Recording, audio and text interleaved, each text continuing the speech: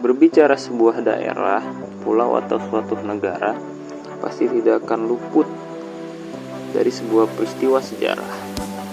Maka dari itu, di sini saya akan membahas sebuah peristiwa yang dimana kita akan mengetahui latar belakang yang ada dalam kota tersebut atau wilayah.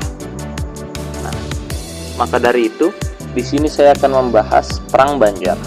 Perang Banjar atau bisa dibilang dengan sebutan Perang Kalimantan Selatan adalah perang perlawanan masyarakat Banjar terhadap penjajahan kolonial Belanda yang berlangsung antara tahun 1859 sampai 1905 yang terjadi di wilayah Kesultanan Banjar yang meliputi Provinsi Kalimantan Selatan dan Kalimantan Tengah. Konflik ini terjadi antara masyarakat Banjar dengan Belanda sebenarnya sudah jauh mulai ketika Belanda memperoleh hak monopoli dagang dengan Kesultanan Banjar.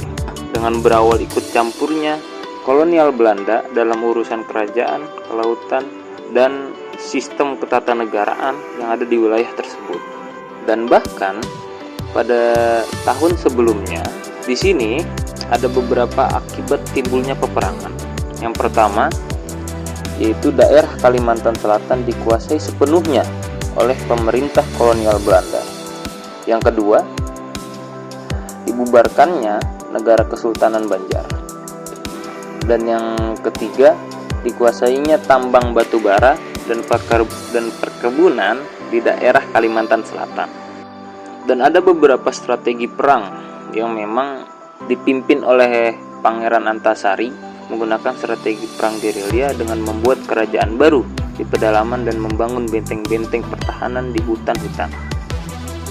Karena itu masyarakat dengan semangat perlawanan dan perjuangannya untuk mempersatukan masyarakat Banjar dan Dayak diikat dengan relasi kekeluargaan dan kekerabatan melalui ikatan pernikahan. Ikatan tersebut melahirkan status pegustian dan temenggung yang menjadi sarana pemersatu dan solidaritas Banjar Dayak menghadapi kolonial Belanda. Di sini, Pangeran Antasari juga menggalang kerjasama dengan Kesultanan Kutai Kartanegara melalui kerabatnya di Tenggara.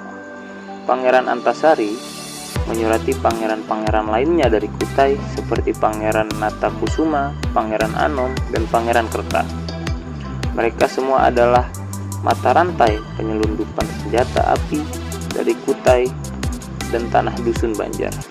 Namun, ketika Perang Banjar dilanjutkan oleh keturunan Pangeran Antasari, Sultan Kutai Aji atau Muhammad Sulaiman tidak merespon positif permintaan bantuan dari Pangeran Antasari. Bahkan Pangeran Antasari atau Pangeran Perbatasari diserahkan pada Belanda pada tahun 1845. Selanjutnya, setelah Pangeran Hidayatullah atau Pangeran Antasari tertangkap dan wafat, perjuangan tetap berlanjut yang dipimpin oleh Gusti Mat Semam atau Gusti Acil, Gusti Muhammad Arsyad, dan Gusti Antung Durrahman. Oleh pemimpin-pemimpin tersebut, rakyat masih bergerilya dengan sekali-kali melakukan serangan kepada Belanda sampai awal abad ke-20.